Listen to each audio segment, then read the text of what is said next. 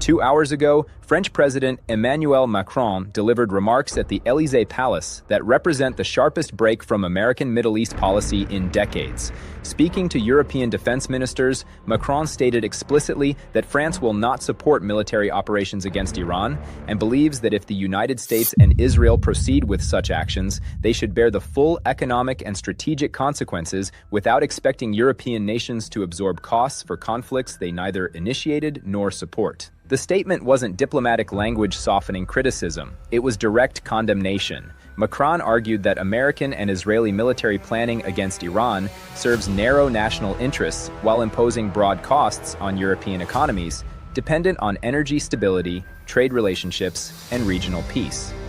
France, he stated, will not sacrifice French economic interests or European strategic autonomy to support operations designed in Washington and Jerusalem without European consultation or consent. This position reflects calculation that goes beyond single policy disagreement. France is articulating vision of European independence from American security frameworks that have defined transatlantic relations since World War II. The Middle East conflict serves as catalyst for this reassessment, but the underlying tension is about Europe's role in global security architecture and whether European nations remain subordinate to American strategic priorities or assert sovereign decision-making, even when that means breaking with Washington. Here's why France is taking this position now. Energy security concerns dominate European strategic thinking. European economies are still recovering from energy crisis triggered by Ukraine war and subsequent disruption of Russian gas supplies. European industries and consumers cannot absorb another energy shock. Military conflict with Iran threatens to spike oil prices, disrupt shipping through the Strait of Hormuz, and create exactly the kind of energy crisis that European economies are least equipped to handle. France calculates that American and Israeli military operations against Iran serve objectives that don't align with French interests. Preventing Iranian nuclear weapons development is stated goal, but France questions whether military strikes achieve that objective or merely delay Iranian programs while triggering regional chaos that harms European interests. France participated in the Joint Comprehensive Plan of Action that was working to constrain Iranian nuclear development through diplomatic means until the United States withdrew unilaterally in 2018. Paris views military action as consequence of American diplomatic failure and sees no reason European nations should pay costs for that failure. The economic dimension is substantial. France and European partners have invested significantly in trade relationships across the Middle East. French companies operate throughout the region. European banks facilitate billions in regional commerce. Military conflict disrupts these economic relationships and imposes costs on European businesses that have no role in decisions to initiate hostilities. Macron's position is that if Washington and Jerusalem want war, they should ensure their own economies absorb the disruption rather than expecting European markets to share the burden. Within hours of Macron's statement, other European leaders began echoing similar sentiments. Germany's foreign minister stated that Germany seeks diplomatic solutions and will not participate in military operations absent UN Security Council authorization. Spain's government indicated it would not permit American military forces to use Spanish bases for operations against Iran without explicit Spanish approval, which current circumstances make unlikely. Italy expressed concern about Mediterranean stability and questioned whether escalation serves European security interests. This represents coordinated European position, not isolated French objection.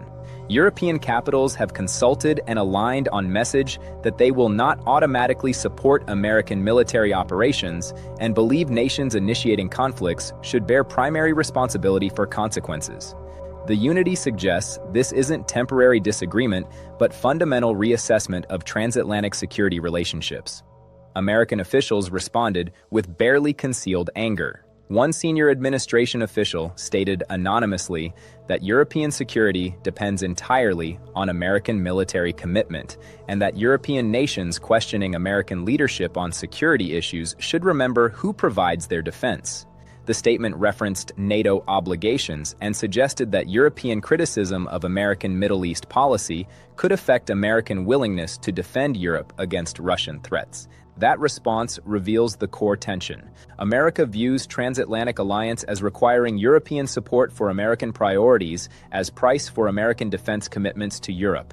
France views alliance as requiring mutual consultation and shared decision-making, not automatic European compliance with American initiatives. These competing visions of what alliance means create conflict that Middle East operations are exposing but didn't create. Israel responded to European criticism by emphasizing existential security threats posed by Iranian nuclear development and questioning European commitment to preventing another Holocaust.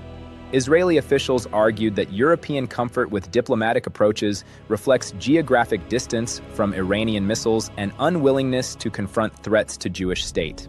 The response attempts to frame European position as moral failure rather than legitimate strategic disagreement. But France rejects this framing entirely. Macron's statement emphasized that France has no obligation to support every Israeli security operation, and that Israeli government's decisions about military action don't automatically require European endorsement or support. France maintains diplomatic and trade relationships with Iran and sees value in preserving those channels rather than joining military campaign that serves objectives France doesn't share. The refugee and migration dimension adds urgency to French concerns. Previous Middle East conflicts have generated massive refugee flows that European nations absorbed while bearing economic and political costs. Syria's civil war produced millions of refugees, many of whom sought asylum in Europe, creating political tensions that strengthened anti-immigration parties and strained European social systems. France calculates that military conflict with Iran could trigger similar or larger migration crises that European nations would manage while the United States, protected by geographic distance, faces no comparable burden.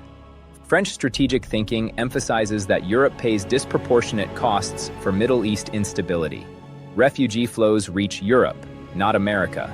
Energy price spikes hit European industries harder than American ones. Trade disruptions affect European companies more severely than American businesses.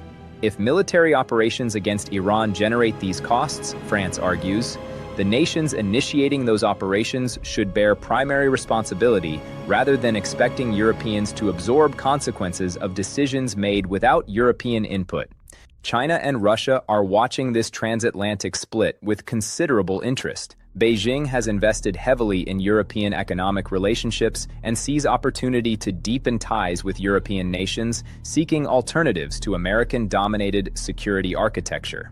Moscow views European-American tensions as weakening NATO cohesion and creating space for Russian influence. Both nations benefit from transatlantic discord and will work to widen divisions that French position reveals. Three scenarios emerge from this diplomatic crisis. First, American pressure and threat of reduced security commitments forces European capitulation. France and partners provide token political support for operations while limiting actual participation. Transatlantic alliance survives, but European resentment deepens over coerced compliance. Second, France and European partners maintain opposition despite American pressure. Operations proceed without European support. NATO unity suffers severe damage. American-European security relationship undergoes fundamental reassessment with uncertain long-term consequences. Third, European opposition forces American reconsideration of military options. Diplomatic channels reopen. Iran negotiations resume. Military pressure serves as backdrop to diplomacy rather than primary tool. France and European partners demonstrate that coordinated opposition can constrain American unilateralism. 2 hours ago, Macron stated that France will not pay costs for wars it doesn't support. That position represents more than objection to specific military operations. It's assertion of European strategic autonomy and rejection of transatlantic security model where European nations automatically support American initiatives regardless of European interests. The Middle East conflict is an immediate issue, but the fundamental question is about future of transatlantic alliance. Can the alliance survive if European nations assert independent judgment about when to support American military operations? Can it survive if America demands automatic European support as price for NATO commitments? These questions don't have easy answers, and the current crisis is forcing both sides to confront them. France is demanding that America and Israel pay the price for Middle East war because France calculates that European interests aren't served by that war, and European economies shouldn't absorb costs for strategic decisions made in Washington and Jerusalem without European consultation. Whether that position represents realistic assertion of sovereignty or dangerous undermining of Western unity will determine not just Middle East policy, but the future structure of transatlantic security relationships that have defined the post-war order. The price Macron references isn't just economic. It's political cost of proceeding without European support. It's strategic cost of alliance discord. It's the demonstration that American power, while formidable, isn't unlimited, and that allies with independent interests can say no even to the world's most powerful nation when they calculate that compliance costs more than resistance. France has stated its position. The world is watching whether American power compels European compliance or whether this marks the moment when European strategic autonomy becomes operational reality rather than aspirational rhetoric.